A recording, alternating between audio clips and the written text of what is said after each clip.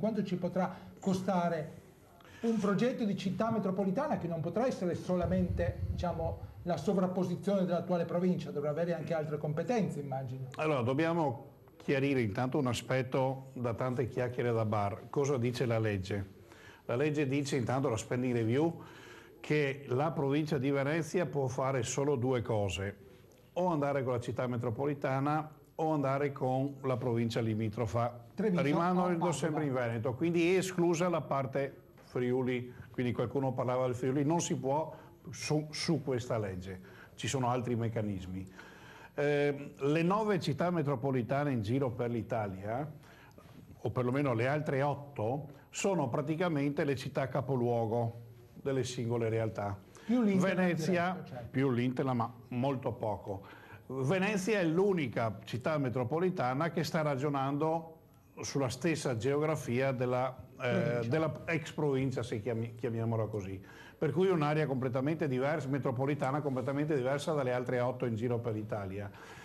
Cosa va a finire secondo la legge? Che chi va nella città metropolitana perde potere, cioè ci sarà un grande aggregato in cui Venezia la fa da padrone, le città più grandi, magari Portogruaro, San Donà e Chioggia, riescono a dire qualcosa. Senz'altro tutte le comunità più piccole non avranno nulla da dire perché non avranno rappresentanza.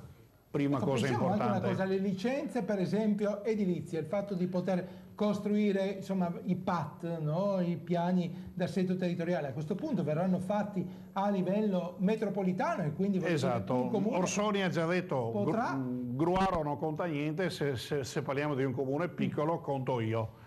Orsoni così ha già detto nella riunione con i sindaci. Cioè, i cittadini di Gruaro piuttosto che di Torre di Mosto non potranno dire comanda nulla. Venezia, certo, comanda Venezia, perché saranno poco più delle attuali municipalità i comuni, quindi perderanno una forte autonomia. Poi l'altro aspetto, si parlava o si ragionava, la città metropolitana avrà più potere della provincia perché andremo a toglierlo alla regione. Ben venga, parlo io come regione. Solo Venezia ha 150 milioni di euro all'anno di buco per quanto riguarda la sanità, quindi credo che sarà un bel peso che noi ci togliamo e che va a finire.